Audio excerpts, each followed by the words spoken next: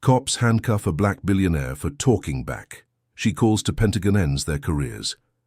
The rain had stopped an hour ago, but the streets of downtown Cincinnati still glistened like polished glass. It was almost 11 at night, the kind of hour when the city grows quiet and the traffic lights blink their colors onto empty pavement. A woman stepped out of a black car near the curb on Vine Street. Her name was Ayanna Okonkwo. She was 38 years old, though the calm in her eyes made her seem older, wiser. She wore a tailored black suit that fit her like it had been sewn onto her shoulders. Diamond earrings caught the streetlight. A thin necklace rested at her collar. Everything about her was quiet, elegant, expensive, but she carried it the way some people carry an umbrella, without thinking, without pride. She had just left a late dinner with an old friend. Now she only wanted to walk 2 blocks, breathe the cool air and clear her head before going home. That was all. Near the corner, a young man sat on a folded cardboard box. His coat was thin. His hands were red from the cold. Ayanna slowed. "Evening," she said softly. The young man looked up, surprised that anyone had spoken to him at all. "Evening, ma'am," he whispered. She reached into her bag, pulled out 2 $20 bills, and pressed them gently into his palm. "Get yourself something warm," she said, "and a room tonight if you can. It's too cold out here." His eyes filled. "Thank you. God bless you, ma'am. Nobody stops." "I know," she said. "But somebody should." She smiled, patted his shoulder, and kept walking. She didn't notice the man across the street watching her. A tall man in a grey overcoat, standing in the shadow of a closed cafe, holding a paper cup of coffee. He had seen the whole thing, and something in his face softened. But Ayanna kept walking unaware. A police cruiser rolled slowly down Vine Street. Inside sat 2 officers. The driver was Sergeant Brennan Cole, a broad man in his 50s with short grey hair and a jaw like a brick, 26 years on the force. He drove the way he lived, slow and certain that he was always right. Beside him sat Officer Trey Dillard, younger, maybe 28, still eager to impress the men above him. Cole's eyes landed on Ayanna. "Well, look at that," he muttered. Dillard leaned forward. "What?" "Woman in a $5,000 suit, walking around this block at 11 at night." Cole smirked. "That car she got out of? Bet it's not hers." Dillard frowned. Maybe nothing." Cole was already turning the wheel. The cruiser pulled up beside her. The window slid down. "Ma'am," Cole called out. "Stop right there." Ayanna stopped. She turned, calm. "Good evening, officers," she said. "Is something wrong?" Cole stepped out of the car, hooking his thumbs into his belt. "That's what I'm going to find out. Whose car is that?" "It's mine," Ayanna said. Cole chuckled. "Uh-huh. And that suit?" "Also mine." His smile thinned. He didn't like the steadiness in her voice. "You got some ID?" "Of course." Ayanna reached slowly toward her bag. "It's right here in my—" "Hands where I can see them!" Cole barked. She froze. For a moment, the street went silent. Ayanna kept her voice gentle. "Officer, my identification is in my bag. I'm going to reach for it slowly. That's all." "I'll tell you when to reach for anything," Cole snapped. Dillard climbed out of the cruiser now, standing a few feet back, one hand resting on his belt. Ayanna looked between the 2 of them. Her heart was beating faster, but she did not let it show. "May I ask why you stopped me?" she said. Cole stepped closer. "You're asking me questions now?" "I'm asking respectfully," she said. "I have a right to know why." That word, right, landed on Cole like a spark on dry grass. "Oh, you know your rights, huh?" He laughed, glancing at Dillard. "We got a lawyer here." "I never said I was a lawyer," Ayanna replied evenly. "I said I'd like to know why I'm being stopped. That's a fair question." Cole's face darkened. "You know what your problem is?" he said. "You got an attitude."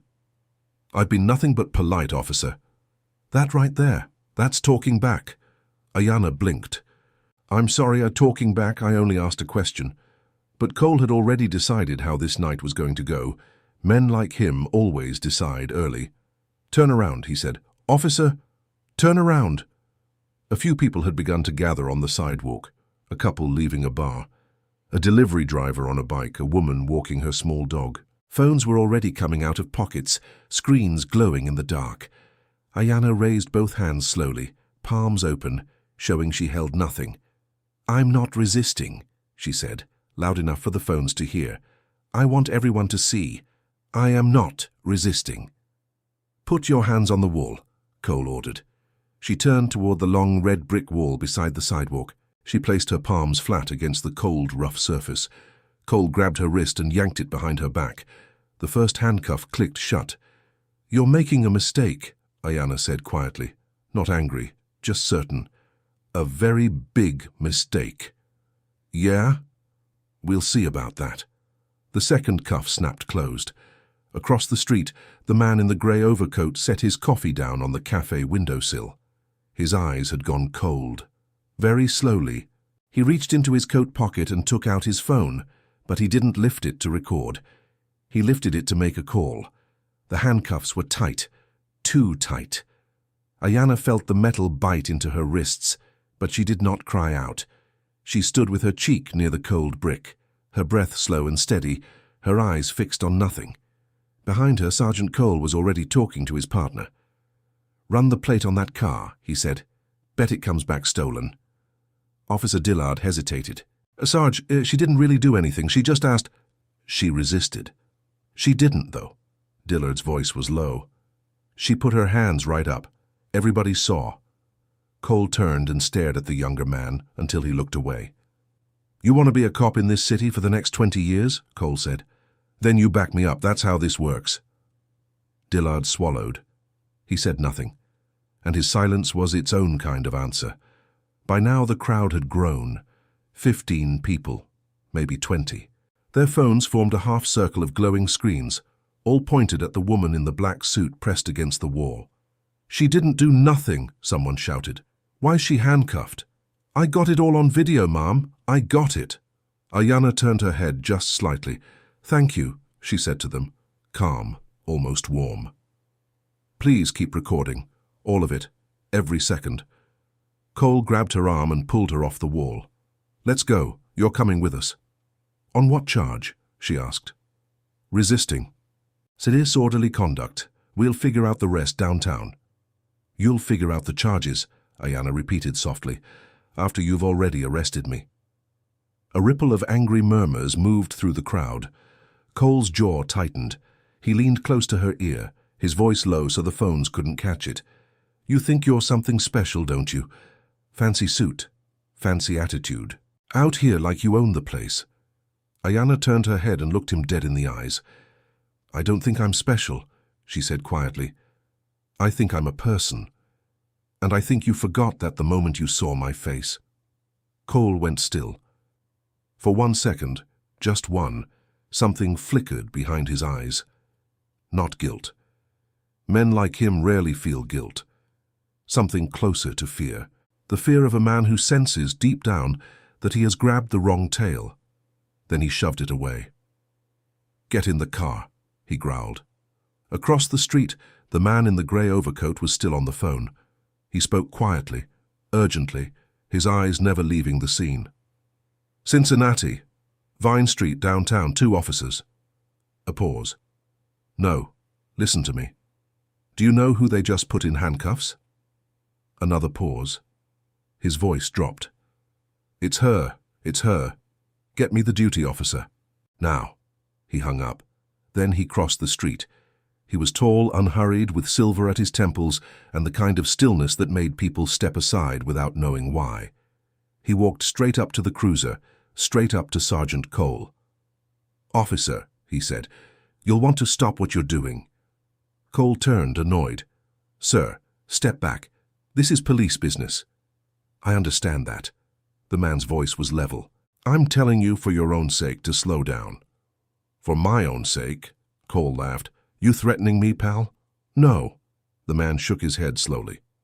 "I'm trying to save your career. There's a difference. You don't know who that woman is." "I don't care who she is."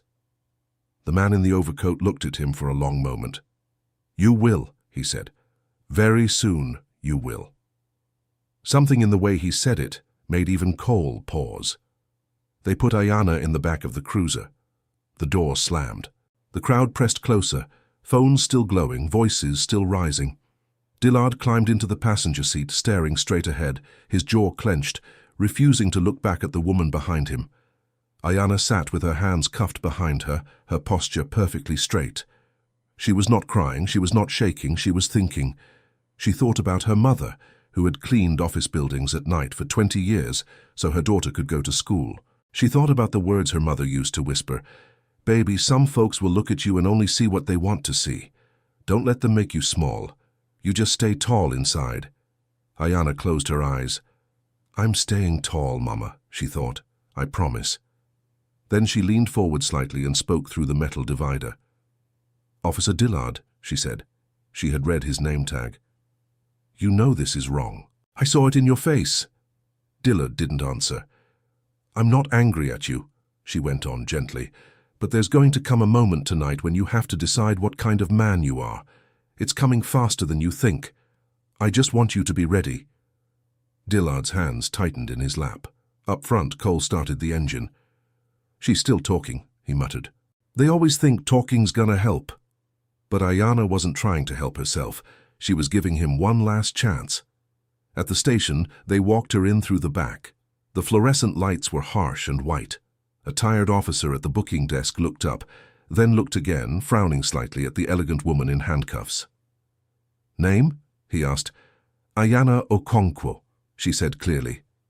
The booking officer's pen stopped. He looked up slowly. "Say that again?" "Ayanna Okonkwo," she repeated. "Okonkwo." The booking officer's face changed. He glanced at Cole, then back at her, then at his computer screen, where he had begun typing the name. "Sergeant," he said quietly. "Can I talk to you a second?" "What for?" Cole snapped. "Just come here, please." Cole walked over, irritated. The booking officer turned the screen slightly, so only Cole could see it, and lowered his voice. Ayanna couldn't hear the words, but she saw the color drain from Sergeant Cole's face. She saw his mouth open, then close. She saw the exact moment a 26-year veteran realized that the ground beneath his feet had just turned to ice. That can't be right," Cole said. "It's right," the booking officer whispered. "You need to call the lieutenant. Right now." And in the plastic chair by the wall, her wrists still cuffed, Ayanna Okonkwo lifted her chin and looked at the sergeant with the calm, steady eyes of a woman who had known all along exactly how this night was going to end. "Officer Cole," she said softly, "I did tell you it was a very big mistake." Sergeant Cole stared at the computer screen as if it might change. It didn't. The name glowed back at him in plain white letters. And beside the name, a small notice the booking officer had never seen before in 20 years of desk work. A flag. A federal flag. "Read it again," Cole said hoarsely. The booking officer swallowed. "Ayanna Okonkwo, founder and CEO of Sentinel Aegis Systems," he paused. "Sarge, that's the defense company, the big one. They build the guidance systems for the military." "That doesn't mean—" "There's a contact protocol attached to her file."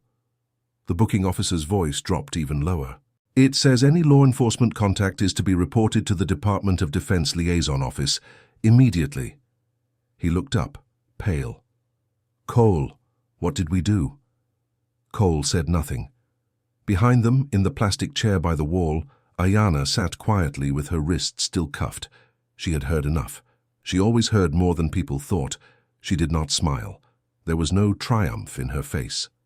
Only a deep, tired sadness, the sadness of a woman who had hoped one more time to be treated simply as a human being and had been disappointed one more time.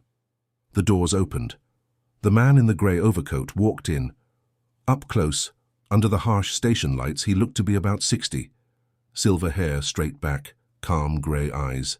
He moved without hurry, but every officer in the room seemed to sense something and straighten a little as he passed. He walked directly to Ayanna. He knelt down in front of her chair so that his eyes were level with hers. "Ms. Okonkwo," he said gently. "Are you hurt?" "My wrists," she said. "The cuffs are too tight, that's all." The man's jaw tightened. He stood and turned to Cole, and his voice, though quiet, cut through the whole room. "Take them off, now." Cole bristled on instinct. "And who exactly are you?" The man reached into his coat and produced a slim leather case. He flipped it open. A badge, an identification card. Cole leaned in to read it and felt his stomach drop for the second time that night. "Colonel Harding Vance," the man said. "United States Air Force, retired. Currently senior advisor to the Defense Innovation Board." He let that settle. "Ms. Okonkwo's company has 3 active contracts with the Department of Defense. I was having coffee 2 blocks from here when I watched your officer put a national asset in handcuffs for the crime of asking a question." The room had gone completely silent. "Now," Colonel Vance said, "take them off." Cole's hands were shaking slightly as he fumbled for his key. He knelt behind Ayanna and unlocked the cuffs. They fell away. She brought her hands slowly to her front and rubbed the red marks circling her wrists. "Thank you," she said. Not to Cole, to the colonel. Vance guided her to a quieter corner of the room, away from the desk. "I'm sorry it took me a moment to reach you," he said. "I saw the whole thing. The young man on the corner, the money you gave him, and then these 2. He shook his head. "I called my office the second they touched you." Ayanna looked at him carefully. "You didn't have to get involved." "Yes, I did," Vance said simply. "I've watched people look right through you for years in those boardrooms, Ms. Okonkwo. I've seen how they treat you until they read your title. I wasn't going to stand across the street and watch it happen again." Something in Ayanna's composed expression softened, just a little.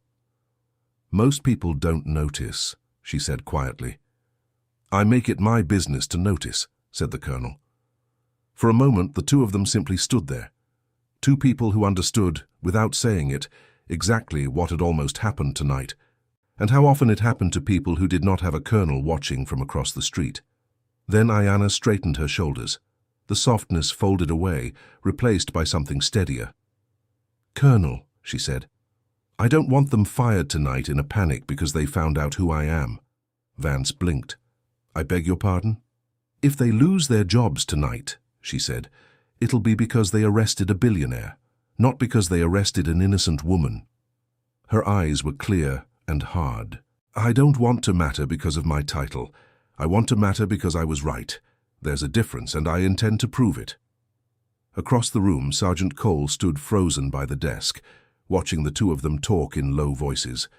Officer Dillard came up beside him. "Sarge," Dillard whispered, "what do we do?" Cole's mind was racing. 26 years, his pension, his name, all of it hanging by a thread because of one stubborn woman in a black suit.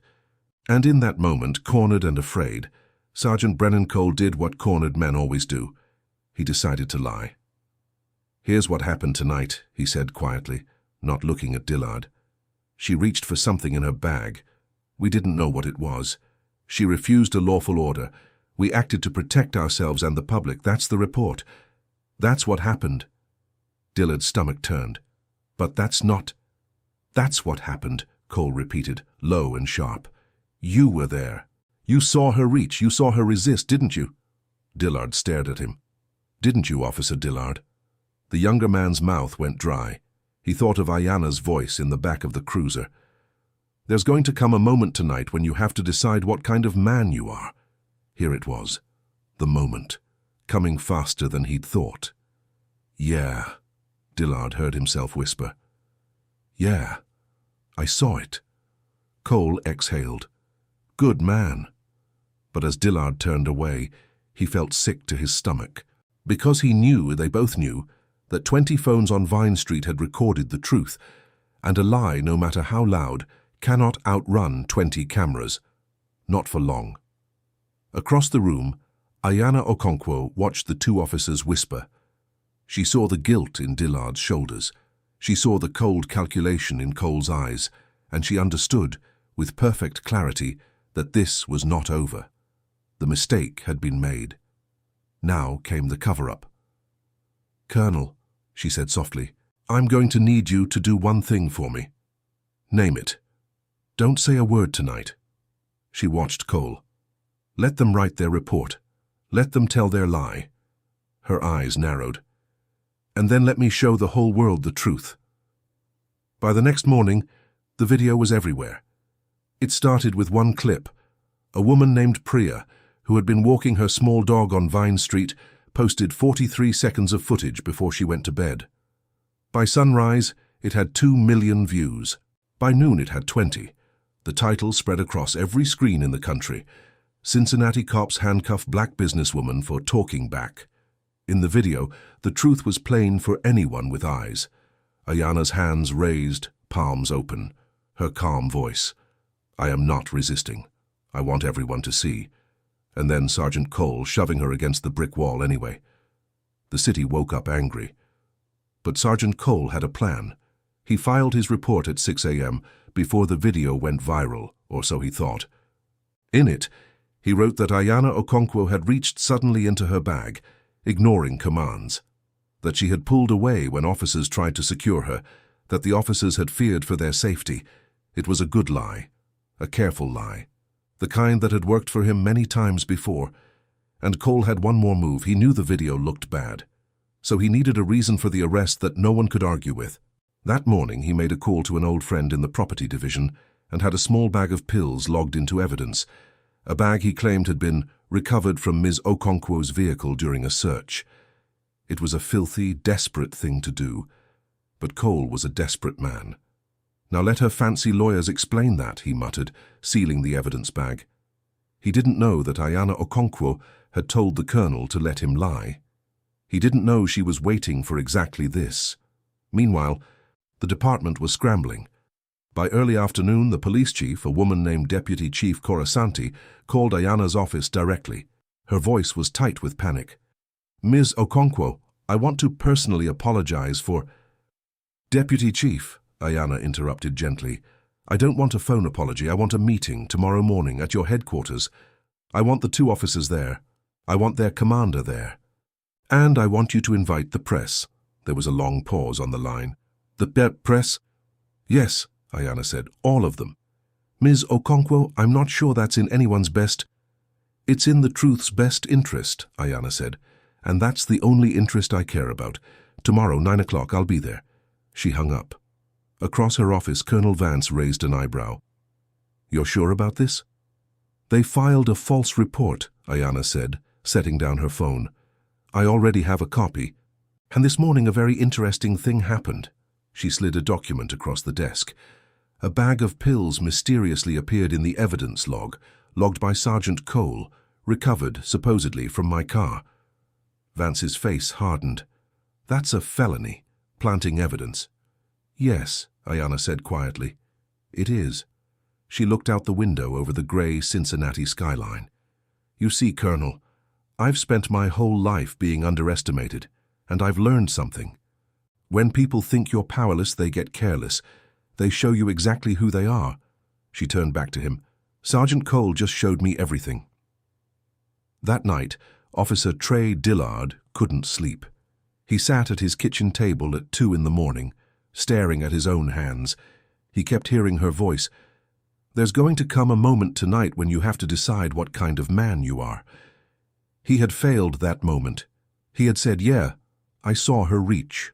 He had signed his name to Cole's report, but he hadn't known about the pills. When Cole told him, bragging almost that afternoon, Dillard had felt something inside him break. A lie about a woman's attitude was one thing. He could almost live with the shame of that. But planting drugs to send an innocent woman to prison? To destroy her life to save their own? No. Dillard thought about his mother, who had raised him to be honest. He thought about the badge he'd been so proud to earn. He thought about the young man he'd wanted to be when he first put on that uniform. At 3 in the morning, he made a decision. He opened his laptop.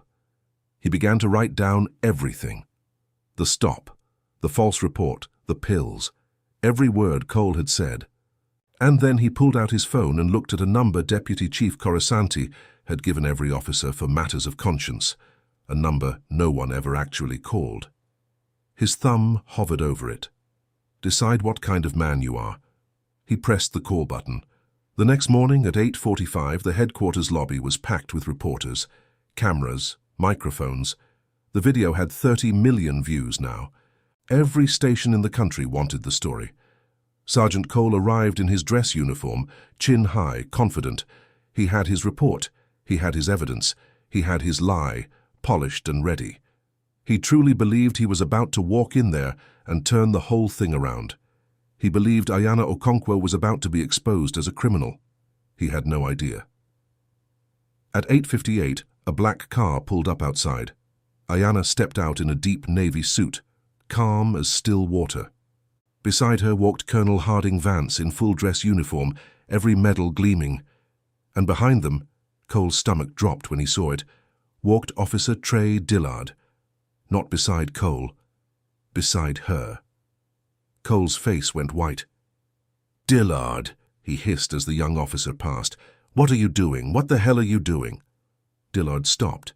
He looked his sergeant in the eye. And for the first time in his career, his voice did not shake. "I'm deciding what kind of man I am," he said. Then he walked into the room, leaving Cole standing alone in the doorway, watching the ground crack open beneath his feet. The conference room was full. Reporters lined the walls. Cameras rolled. Deputy Chief Corasanti sat at the front table, tense and pale, flanked by the department's legal counsel. Ayana Okonkwo walked to the center of the room. She did not raise her voice. She never had to. 3 nights ago, she began, I gave a homeless young man $40 on Vine Street. A few minutes later, I was thrown against a brick wall and handcuffed. My crime, according to the officer, was talking back. What I had actually done was ask politely why I was being stopped. The room was silent. "I'm told the official report says something different," she continued. "It says I reached for something in my bag, that I resisted, that the officers feared for their safety." She let the words hang. "I'd like everyone to see what actually happened." The lights dimmed. A large screen came to life, and there it was. Priya's video, Ayana's raised hands, her open palms, her clear, calm voice. "I am not resisting. I want everyone to see." And then Sergeant Cole slamming her into the wall. Gasps moved through the room. Reporters scribbled furiously. The lights came back up. "That is not a woman resisting arrest," Ayana said quietly. "That is a woman being punished for asking a question." Sergeant Cole rose from his seat. He had come to fight. "That video doesn't show everything," he said loudly. "It doesn't show what we found in her vehicle. We recovered narcotics from her car during a lawful search. It's in evidence, logged and documented." He looked around the room, gaining confidence. "So before everyone crowns her a saint, maybe they should ask why she had drugs in her." "Colonel Vance," Ayana said calmly, "would you play the second file, please?" Cole stopped. The screen lit up again. This time, it showed the police department's own evidence room security footage, time-stamped, crystal clear. It showed Sergeant Brennan Cole walking into the evidence room at 6:52 that morning. It showed him removing a small bag of pills from his own jacket pocket. It showed him logging it into the system under Ayana's name. The room erupted. Cole's mouth fell open. That footage is... How did you... Your own department gave it to me," Ayana said. "The moment I told them a felony had been committed inside their evidence room, they were very eager to cooperate." She looked at him without anger, only a deep, steady certainty. "You planted evidence on an innocent woman to cover up a false arrest, Sergeant. That's not a mistake. That's a crime." Deputy Chief Corasanti was already on her feet, her face grey. 2 internal affairs officers moved quietly toward the doorway. "And there's one more thing," Ayana said. She turned to the young man beside her. "Officer Dillard has something he'd like to say." Trey Dillard stepped forward. His hands were steady now. His voice was clear.